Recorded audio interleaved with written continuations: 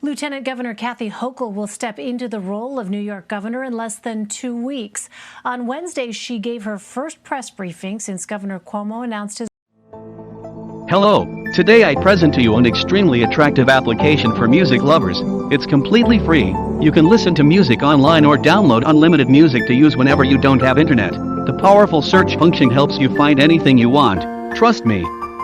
It's hard not to find what you're looking for because the search function is really powerful.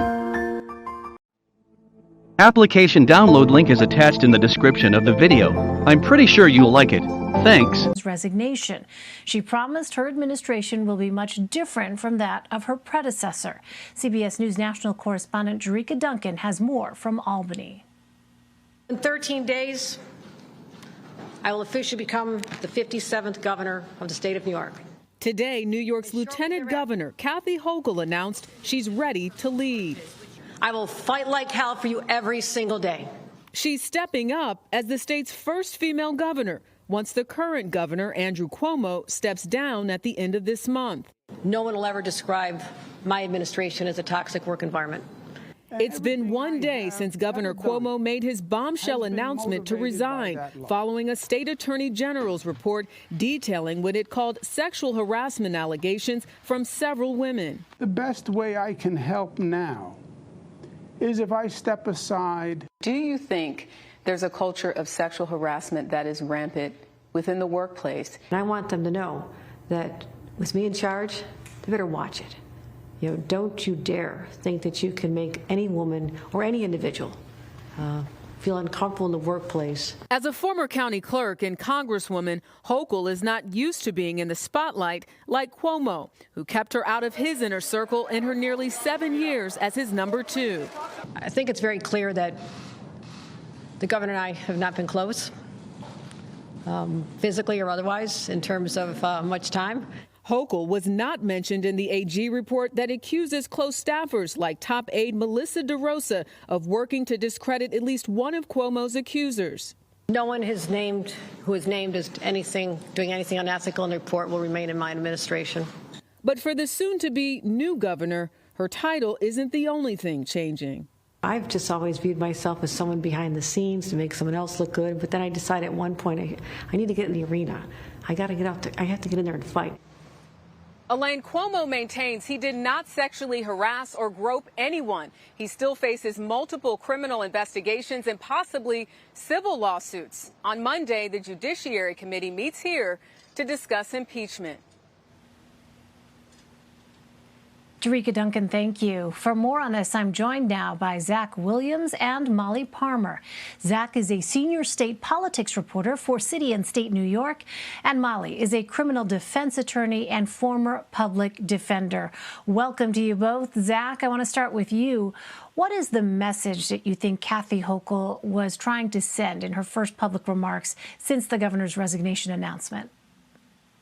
Well, she really seemed to be trying to strike a balance between claiming a role in the Cuomo administration's accomplishments thus far, while differentiating herself from the style of leadership that Governor Cuomo has exhibited, and that has ultimately seems to have led to his downfall. Just the fact that she was able and willing to meet with reporters in person and take questions itself was a really big change from what Cuomo has offered in recent weeks and months. Well, Molly, on Tuesday, Cuomo said this controversy was, quote, politically motivated. His personal attorney said that the Attorney General's report contained errors and omitted evidence. Does the governor have any legal options to try and disprove these allegations? He does. I mean, at this point, he's simply under investigation. We know that a number of district attorneys' offices across New York are conducting an investigation to decide whether they are going to bring criminal charges. I think the most likely criminal charge based on the AG's report would be forcible touching, which under New York law is a misdemeanor, punishable by at most 1 year in prison. And it requires elements that there was a forcible touching done with the intent to either degrade the victim or to sexually gratify the accused. And I think his defense team, if he's charged, is going to show or attempt to show that the district attorneys cannot prove each of those elements beyond a reasonable doubt, which is what is required by law. Well, Zach, we know the governor's resignation will not go into effect until August 24th. Is it clear why he didn't resign immediately? Well, the governor throughout this whole ordeal has seemed to want to buy himself time to consider his options. Given just the sheer amount of elected officials in New York that were calling for him to resign, it seemed that it was going to happen at some point.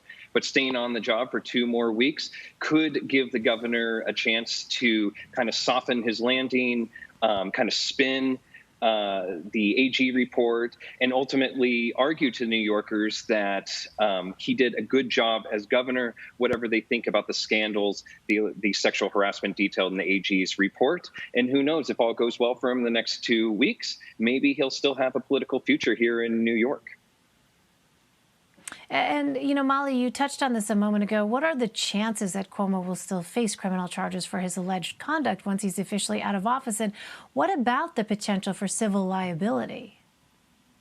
Well, I think when you have this number of district attorneys who are potentially pursuing criminal charges, the likelihood is significant that one of those offices may charge him, indict him, or accuse him of a misdemeanor offense. In terms of civil lawsuits, he could be, his New York state could be sued for creating essentially a harassing workplace, a workplace that was conducive to sexual harassment. Federal law prohibits such. And in that case, they would not have to show the intent, which must be shown to prevail on a criminal case in the district attorney's office. So I think a civil lawsuit, the sexual harassment piece, might be an easier lawsuit to win if pursued. Well, Zach, Kathy Hochul's name was not mentioned in the Attorney General's report, and at her press conference, as you noted, she downplayed her connection to Cuomo, while at the same time, obviously talking about being part of some of the accomplishments. But do you think that that connection is going to affect how New Yorkers view her with respect to trust in the governor's role? Because obviously that seemed to be a fine line to walk, and yet hearing from various reports, her relationship with the governor was well known to be not a close one at all. Well, that's a lot different than what Kathy Hochul was saying months or years ago. She would often tout her relationship for the governor, especially when she was running in a tough Democratic primary in 2018 for re-election as lieutenant governor. That said, she's kind of a blank slate as far as most New Yorkers are concerned. A Mars poll that came out today showed that 2 out of 3 don't really have any opinion of her. She has 2 weeks before she officially becomes governor. She could expect kind of a honeymoon period of sorts for a few more weeks or months after that. So she really would need to take advantage of that, define herself, in contrast to the governor. People obviously know that she served under him, but they really don't have much to go on when it comes to forming an opinion about her. That's really what the next few weeks are going to be all about, creating this political identity away from the man that she served for so many years. Well, Molly, there are still pending investigations into Andrew Cuomo's handling of the COVID-19 crisis in nursing homes, whether or not he illegally used state funds for his book on the pandemic. What impact could his resignation have on those issues? Well, in theory, his resignation may not be brought into any of these potential criminal prosecutions or civil lawsuits. However, it is true that anything you say can and will be held against you in the court of law. And so I think there's a likelihood that many statements that he's made, things he's said during press conferences, could come into play in any of these cases that are currently being investigated. Finally, Zach, is there a chance that we see Governor Cuomo try and run for re-election in 2022? The governor is still in his early 60s. He has something around $18 million in his campaign account. And if and when he leaves in 2 weeks, he'll have, months and months to plot a political comeback. We know that he's a very skilled tactician. He might be wagering that New Yorkers have a pretty short memory about his involvement in the sexual harassment detailed in the Attorney General's reports and all the other alleged nefariousness that is currently under investigation by federal investigators, and the ongoing Assembly impeachment probe.